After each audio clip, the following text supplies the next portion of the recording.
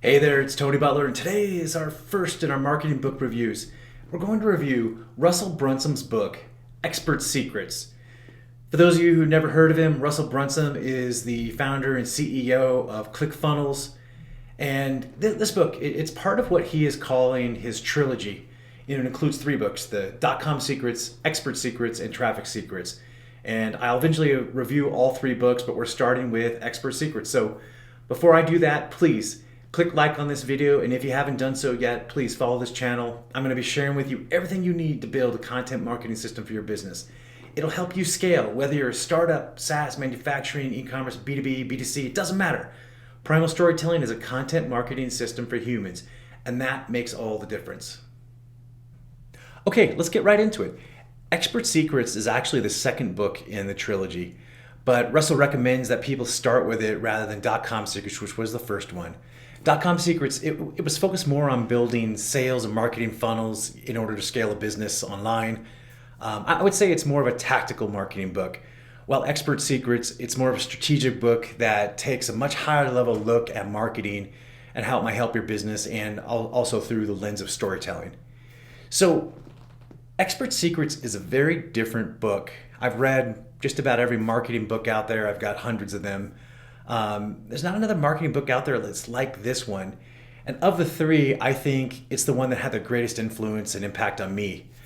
You know, Russell wrote this book for an unusual reason. He's trying to help individuals move beyond just selling widgets to help them actually create a movement behind what they're doing. You know, a movement that's beneficial to the audience. And he actually references in there, some things about like propaganda and, cults and things like that. And just, what emotionally and structurally is involved in those. And then he breaks it down and he says, okay, well, here's the steps that an entrepreneur could use to create their own movement, but a movement for good. Okay, so let's take some of the nefarious things out of it. So the book is basically what it's saying is you can move from being an entrepreneur who is selling a widget to an expert, or for lack of a better term, a guru who guides people along on their path. I think that in primal storytelling way that I think of it, it's the mentor. It's the person who just helps people move along their path. It's a powerful idea. The book is a blueprint for how to do it. From start to finish, he helps you think through each of the steps, for ordinary person to put together all the pieces of the puzzle and position themselves as an expert in an area. I think one of the strongest ideas comes in the book is probably in part 2. He provides a really interesting framework for telling micro stories in videos, for podcasts, webinars, or wherever you want to use it. He calls it the Epiphany Bridge. So the Epiphany Bridge, it's a way of telling stories to optimize connection with an audience. I love the idea when I first read it and I started applying it in my own business. So real quick, just the 5 phases of the Epiphany Bridge. Okay, so phase 1, you start out and you tell about your backstory. You let your audience know you're a real person who's a lot like them. And then phase 2, you're going to move into why you do what you're doing. What was your major challenge?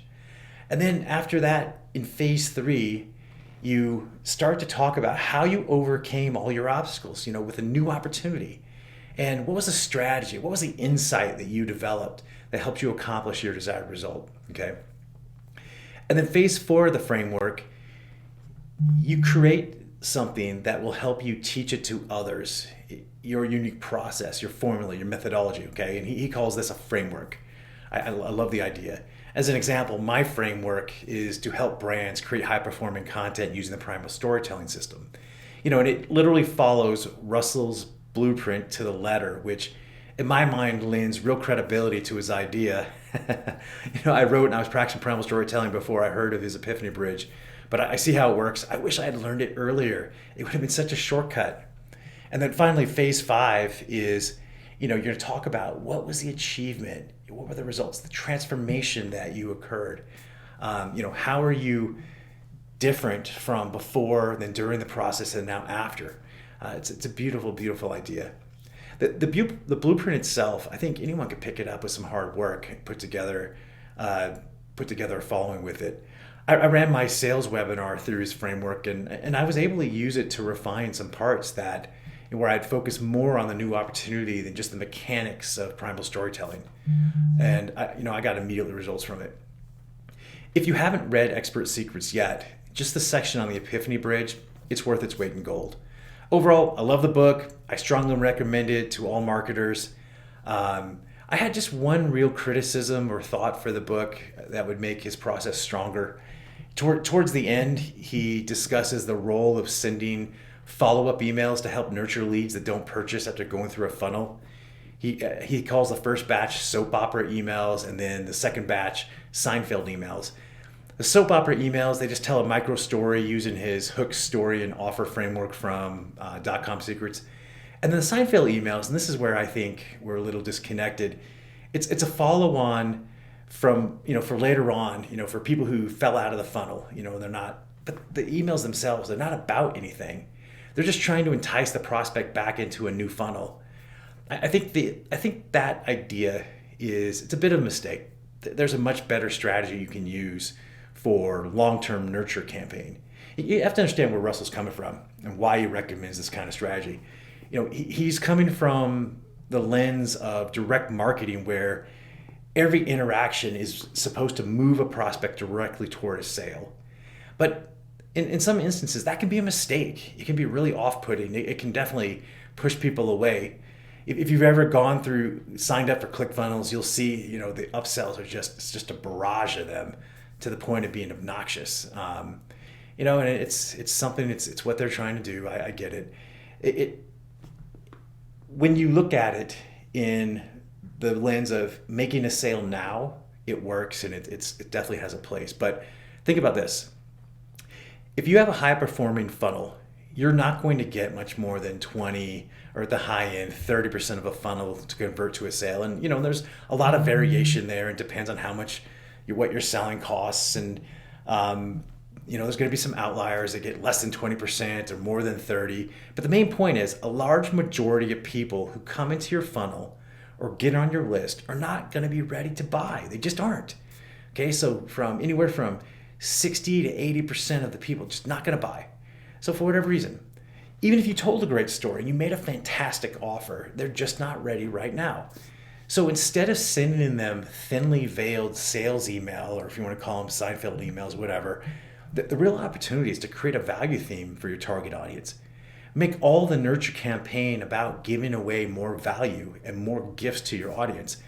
I would argue that providing more value over the long term, even if it's non-relevant or semi-relevant content to your product or service, it'll help you in the long term. It'll help you build more relationships.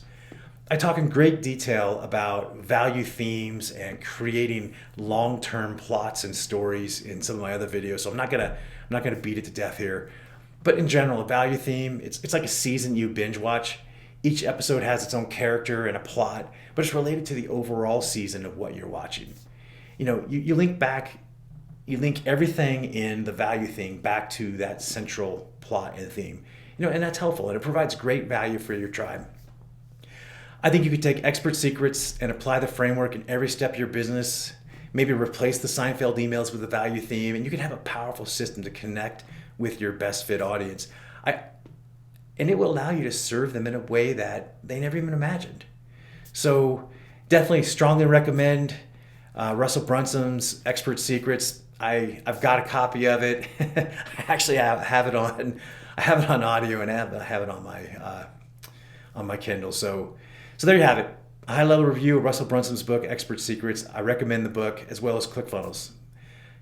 But before you go, if you're struggling to build out a content marketing program for your business, or you're not sure what you're going to do to get started, you just want a little extra direction, share a link to your website in the comments, and I'll take a look and give you some ideas on where to start on a value theme, free of charge.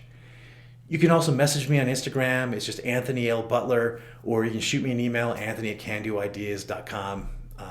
I answer my own emails. I respond to all the comments myself. It's not an assistant. So I know people ask me, how do you get time for that? It's like, I make time.